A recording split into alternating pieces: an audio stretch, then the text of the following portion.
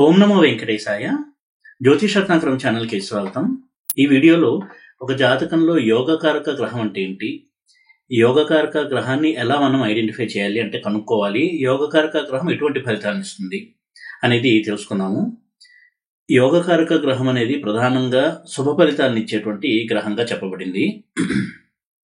అయితే ప్రతి లగ్నానికి కూడా ఒకటి లేదా ఒకటి కంటే ఎక్కువ యోగకారక గ్రహాలు అనేవి ఉంటాయి.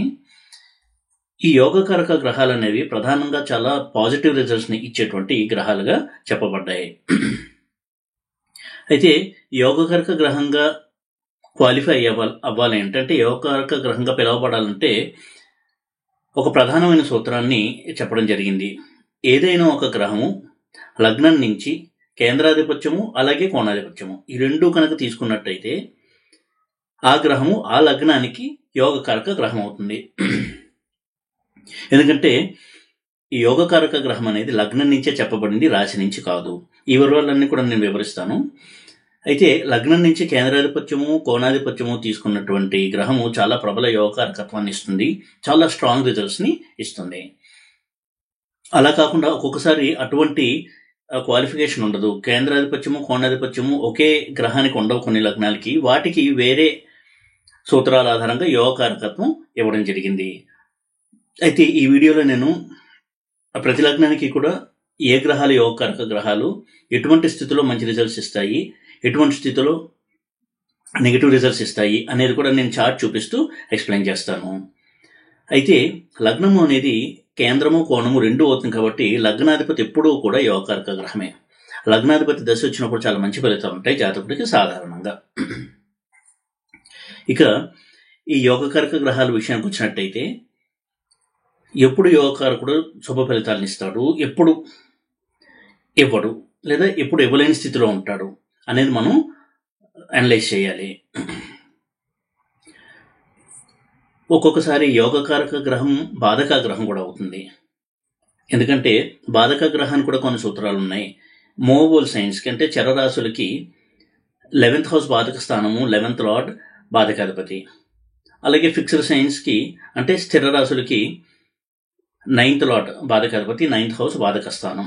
ఇక కామన్ సైన్స్ ఉంటాయి, దుస్వభావ రాశులు, వీటికి 7th హౌస్ అనేది బాధక స్థానము, బాధకాధిపతి. ఒక్కొక్కసారి యోగకారక గ్రహమే బాధక గ్రహం కూడా అవుతుంది. అలాంటప్పుడు ఆ రెండు రిజల్ట్స్ని కూడా జాతకుడు అనుభవిస్తారు ఆ గ్రహం యొక్క మహాదశలో. అలాగే యోగకారక గ్రహం కనుక నీచలో ఉన్నట్టయితే తను ఇవ్వవలసినటువంటి శుభ ఫలితాలు కొంత తగ్గుతాయి. నీచలో ఉండకుండా ఉండడం అనేది చాలా హెల్ప్ చేస్తుంది యోగకారక ప్లానెట్కి తన రిజల్ట్స్ని బలంగా ఇవ్వడానికి. అలాగే ఉచ్చలో ఉన్నట్టయితే చాలా మంచి ఫలితాన్ని ఇస్తాడు. కాబట్టి బాధక గ్రహం అయితే కొంతవరకు బలం తగ్గుతుంది, అలాగే నెగిటివ్ రిజల్ట్స్ ఇస్తాడు. నీచలో ఉన్నట్టయితే కొంచెం బలం తగ్గుతుంది. ఉదాహరణకి సింహలగ్నానికి కుజుడు యోగకారక గ్రహము, అలాగే బాధక గ్రహం కూడా. ఎందుకంటే 9th లార్డ్ అవుతాడు. సింహరాశి అనేది స్థిర రాశి, దానికి 9th లార్డ్ అయినటువంటి కుజుడు బాధకాధిపతి కూడా అవుతాడు, యోగకారకుడు కూడా అవుతాడు. ఎందుకంటే చతుర్థ భాగ్యాధిపతిగా కుజుడు యోగకారకుడు అవుతాడు. ఇక యోగకారక గ్రహం కనుక ఉచ్చలో ఉన్నట్టయితే చాలా మంచి ఫలితాన్ని ఇస్తాడు. అయితే యోగకారక గ్రహము ఉచ్చ స్థితిలో ఉన్నా లేకపోయినా దుస్థానంలో లేకుండా ఉంటే చాలా మటుకు ఎక్కువ పాజిటివ్ రిజల్ట్స్ ఇవ్వడానికి అవకాశం ఉంటుంది.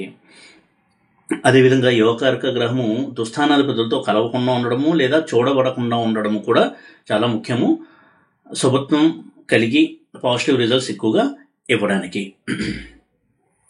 అయితే చాలామంది యోగకారక గ్రహం విషయంలో చేసే పొరపాటు ఏమిటి అంటే జన్మరాశి నుంచి యోగకారక గ్రహాన్ని పరిగణలోకి తీసుకోవడం. ఉదాహరణకి తులా లగ్నానికి శని యోగకారకుడు.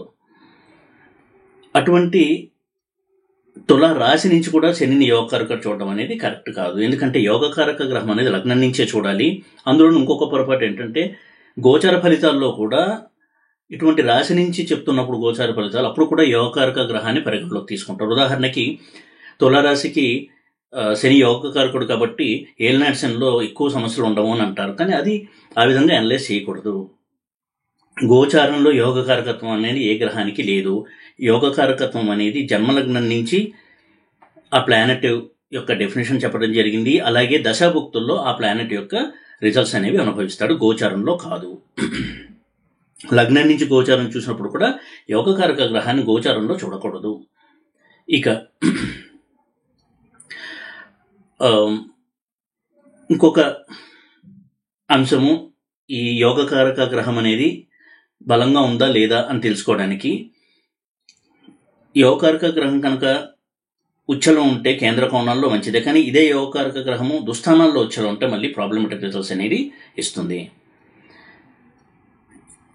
అదేవిధంగా యోగకారక గ్రహము పాపకర్తరి యోగంలో ఉంటాయి. అంటే ఒక రాశిలో యోగకారక గ్రహం ఉన్నప్పుడు దానికి 2వ ఇంట్లో 12వ ఇంట్లో కూడా పాపగ్రహాలు ఉన్నట్టయితే కొంతవరకు యోగకారకత్వ గ్రహం కూడా పాపకర్తల వలన కొంతవరకు శుభత్వాన్ని కోల్పోయి సమస్యలు ఇచ్చేటువంటి అవకాశం ఉంది. అదేవిధంగా యోగకారక గ్రహము రవికి దగ్గరగా ఉండి అస్తంగతం చెందకూడదు.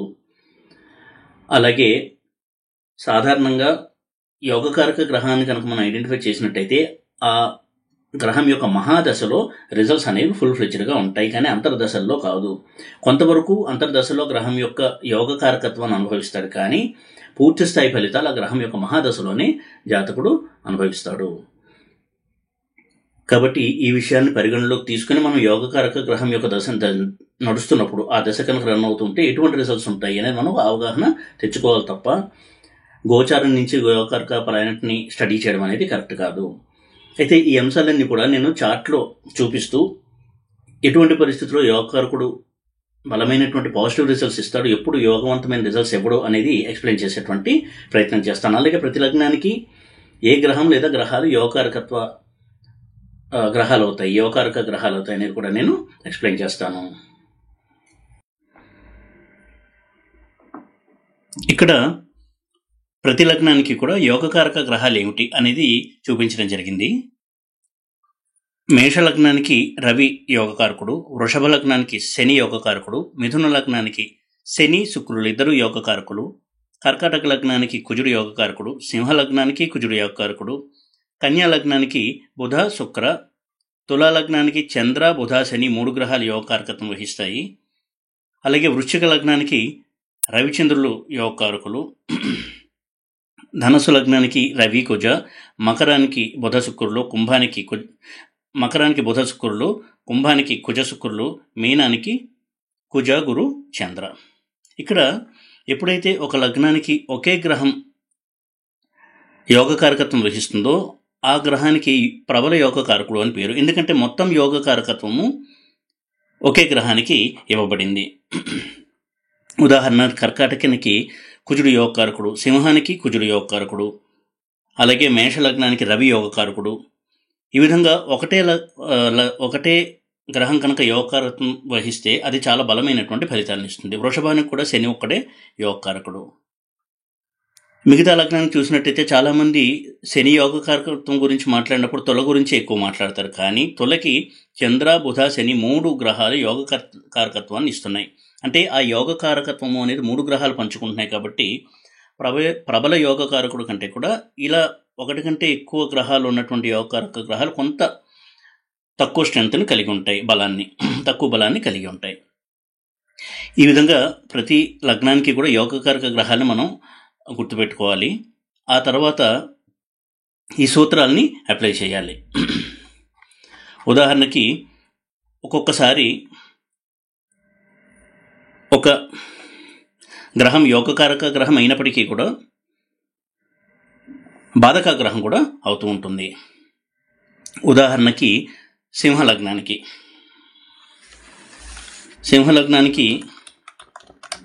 కుజుడు యోగకారకుడు,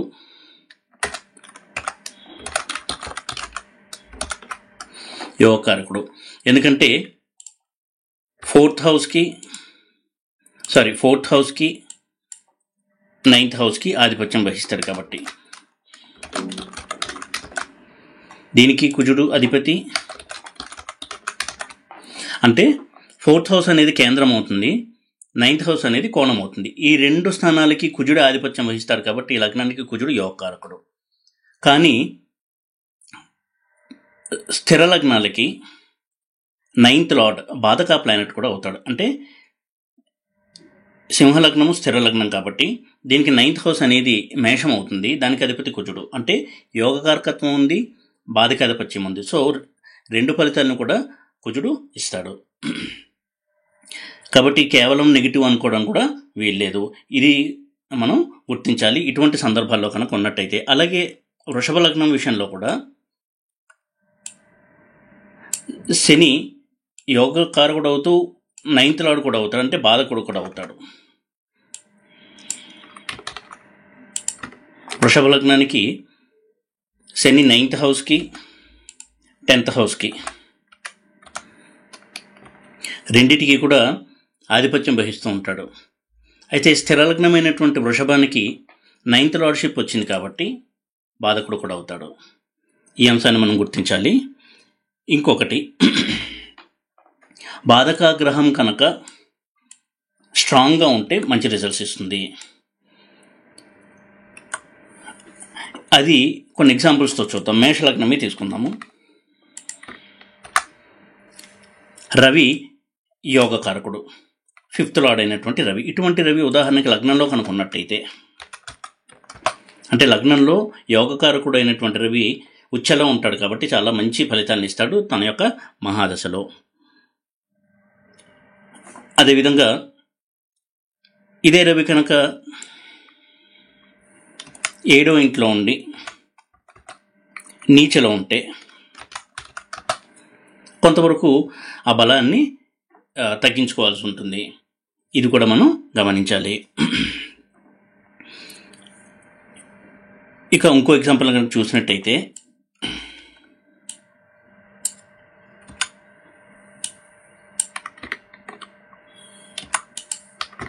వృషభ లగ్నానికి శని యోగకారకుడిని చెప్పుకున్నాము. 6వ ఇంట్లో శని ఉచ్చలో ఉంటాడు.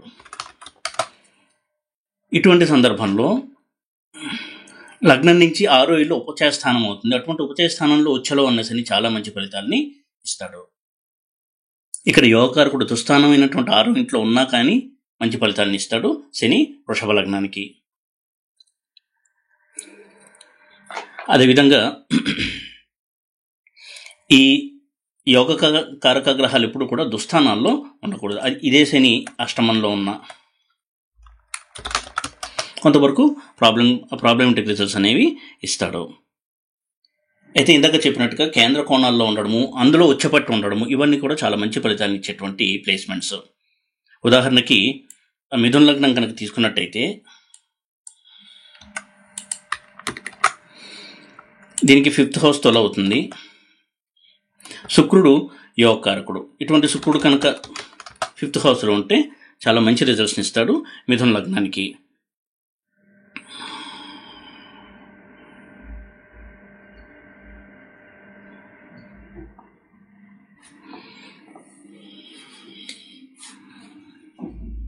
బుధుడు కూడా ఉదాహరణకి 4th హౌస్లో కనుక్కున్నట్టయితే ఉచ్చలో ఉంటాడు, భద్రయోగాన్ని ఇస్తాడు, అలాగే చాలా మంచి ఫలితాలను ఇస్తాడు యోగకారకుడు ఉచ్చలో ఉన్న కారణంగా.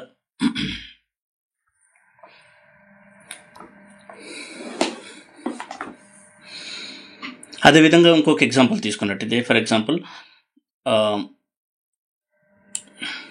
ఇదే మిథున లగ్నానికి బుధుడు శుక్రుడు కూడా పంచమంలో ఉన్నారు. అది చాలా మంచి ప్లేస్మెంట్. కానీ 4వ ఇంట్లో పాపగ్రహము, ఉదాహరణకి ఇక్కడ పాపగ్రహము, ఇక్కడ ఇంకొక పాపగ్రహము 6వ ఇంట్లో, ఇలా పాపకర్తల్లో ఉన్నట్టయితే అది మళ్ళీ కొంతవరకు ఆ శుభత్వాన్ని తగ్గిస్తుంది, యోగకారక గ్రహాల యొక్క శుభత్వాన్ని. అదేవిధంగా ఏదైనా ఒక లగ్నానికి యోగకారక గ్రహం మంచి ప్లేస్లో ఉన్నప్పటికీ రవికి దగ్గరగా ఉండి అస్తంగతం చెందితే అది మళ్ళీ ప్రాబ్లమ్స్ అనేది ఇస్తుంది. ఉదాహరణకి మేషలగ్నమే తీసుకుంటే, ఇక్కడ వృషభ లగ్నం తీసుకుంటే శని 6వ ఇంట్లో నుండి మంచి యోగాన్ని ఇస్తారు. కానీ అక్కడే రవి కనుక ఉన్నట్టయితే రవికి క్లోజ్గా అస్తంగతం చెంది అప్పుడు మళ్ళీ కొంత ప్రాబ్లమ్స్ అనేవి ఉంటాయి. అయితే ఇప్పుడు గుర్తుపెట్టుకోవాల్సింది, యోగకారక గ్రహాలు మహాదశలోనే పూర్తి స్థాయి ఫలితాలు ఇస్తాయి అంతర్దశల్లో కంటే, ఏ గ్రహమైనా సరే. ఎందుకంటే అంతర్దశలో ఆ గ్రహము మహాదశ నాథుడి యొక్క కంట్రోల్లో ఉంటుంది కాబట్టి కొంతవరకు తన సహజమైనటువంటి ప్రభావాన్ని, ఫలితాలని అంతర్దశల్లో ఇవ్వలేదు ఏ గ్రహమైనా సరే. అందుకని ఇటువంటి కొన్ని కాంబినేషన్స్ చూసినట్టయితే మనకి యోగకారక గ్రహం ఎంతవరకు ఉపయోగపడుతుంది జాతకుడికి అనేది ఐడియా వస్తుంది. ఇంకొక ఎగ్జాంపుల్ చూసినట్టయితే, సింహలగ్నం అయ్యి కుజుడు 6వ ఇంట్లో ఉచ్ఛలో ఉంటే ఇది కొంతవరకు సమస్యలను కూడా ఇచ్చే ప్లేస్మెంట్గా చూడొచ్చు. ఉదాహరణకి రజనీకాంత్ గారి చార్ట్ చూసినట్టయితే ఆయనకి చంద్రకుజుడు 6th హౌస్లో ఉన్నారు. ఇది ఆయనకి ఎడిక్షన్స్కి ఇవ్వడానికి కూడా కొంత కారణమైంది. ఈ చంద్రుడు ఎప్పుడైతే కుజుడితో ఉండి కుజుడు ఉచ్ఛలో ఉన్నాడో చాలా డిస్టర్బ్డ్ మైండ్తో ఉండడము, ఎప్పుడు కూడా ఒక అశాంతితో ఉండడము, అందులో వ్యయాధిపతి అయిన చంద్రుడు కుజుడితో ఉన్నాడు కాబట్టి కొంత స్పిరిచువల్ యాటిట్యూడ్ ఉండడము, ఈ విధంగా మనం రిజల్ట్స్ని చూడాల్సి ఉంటుంది. ఏదేమైనా కానీ యోగకారక గ్రహాలు ఎంతవరకు యోగిస్తాయి అని అర్థం చేసుకోవడం అనేది చాలా చాలా ముఖ్యము. కేవలం యోగకారక గ్రహం కాబట్టి ఆ గ్రహం యొక్క మహాదశలో అన్ని రకాలుగా మంచి ఫలితాలు ఉంటాయి అని చెప్పలేము. అలాగే గ్రహం వక్రించినప్పుడు యోగకారక గ్రహం కొంతవరకు డిస్టర్బెన్సెస్ ఉంటాయి ఇచ్చేటువంటి శుభ ఫలితాల్లో. ఈ విధంగా కొంతవరకు ఈ యోగకారక గ్రహాల విషయంలో ఏ విధంగా మనం అనలైజ్ చేయాలి, వాటి యొక్క స్వభావాన్ని అని తెలియజేసేందుకు చిన్నపాటి ఎగ్జాంపుల్స్ చూపిస్తూ కూడా ఈ వీడియోలో ఎక్స్ప్లెయిన్ చేయడం జరిగింది. ఈ విధంగా యోగకారక గ్రహం ఎప్పుడు యోగిస్తుంది, ఎప్పుడు యోగించదు, ఎటువంటి అవరోధాలు ఉన్నప్పుడు తన యొక్క యోగవంతమైన ఫలితాలు ఇవ్వలేదు, ఇలాంటి విషయాలన్నీ డిస్కస్ చేయడం జరిగింది. కాబట్టి యోగకారక గ్రహం విషయంలో కొంత సునిశ్చితమైనటువంటి సమగ్రమైనటువంటి పరిశీలన చేసి అప్పుడే నిర్ణయానికి రావాలి. ఈ యోగకారక గ్రహం ఎంతవరకు శుభ ఫలితాలను ఇస్తుంది లేదా ఎంతవరకు కష్టాలను ఇస్తుంది, సమస్యలను ఇస్తుంది అని అనలైజ్ చేసేటప్పుడు. అందుకే కొన్ని ఎగ్జాంపుల్ చార్ట్స్ కూడా చూపిస్తూ ఎలాగా ఈ యోగకారక గ్రహం యొక్క బిహేవియర్ని అర్థం చేసుకోవాలి అనేది కూడా నేను వివరించడం జరిగింది. ఈ వీడియో కనుక మీకు నచ్చినట్టయితే లైక్ చేసి, షేర్ చేసి, సబ్స్క్రైబ్ చేయండి. ఓం నమో వెంకటేశాయ.